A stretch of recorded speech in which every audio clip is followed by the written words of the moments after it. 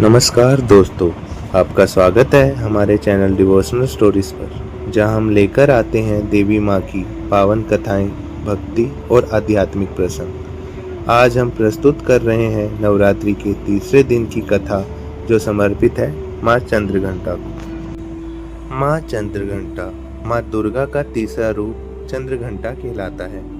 उनके मस्तक पर अर्धचंद्र के आकार की घंटी शोभायमान है, इसी कारण उनका नाम चंद्रघंटा पड़ा। माँ का शरीर सुनहरे सरवण के समान आभा लिए है।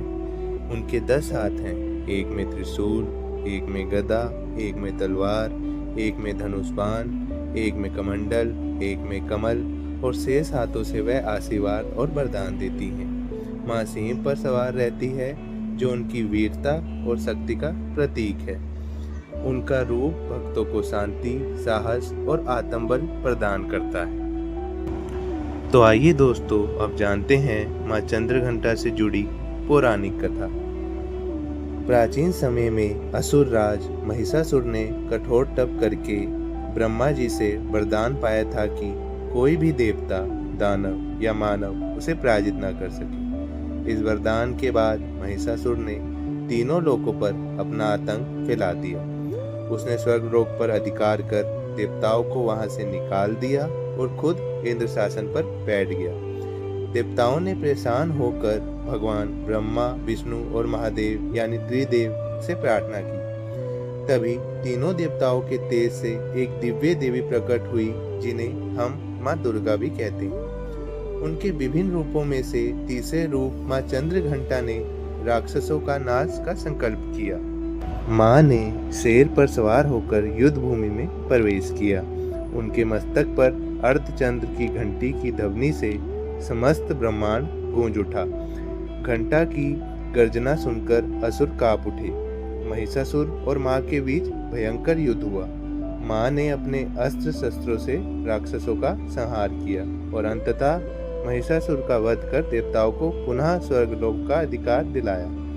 माँ चंद्रघंटा का यह रूप भक्तों को साहस, शौर्य और विजय का प्रतीक माना जाता है। तो आइए दोस्तों, अब जानते हैं माँ चंद्रघंटा की महिमा और महत्व।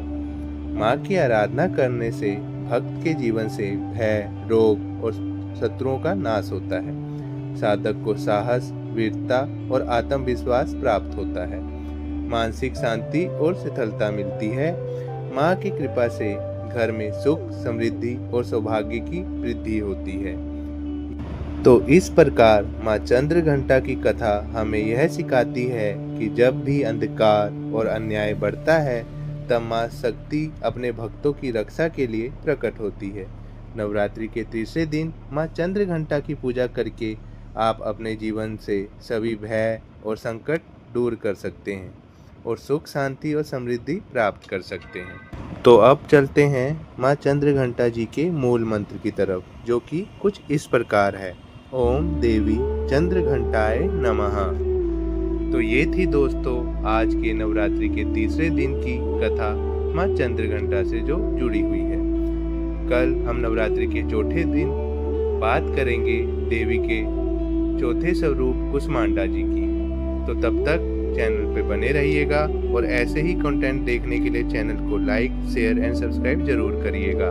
कमेंट में जय माता दी, हर हर महादेव लिखना ना भूलिएगा। धन्यवाद।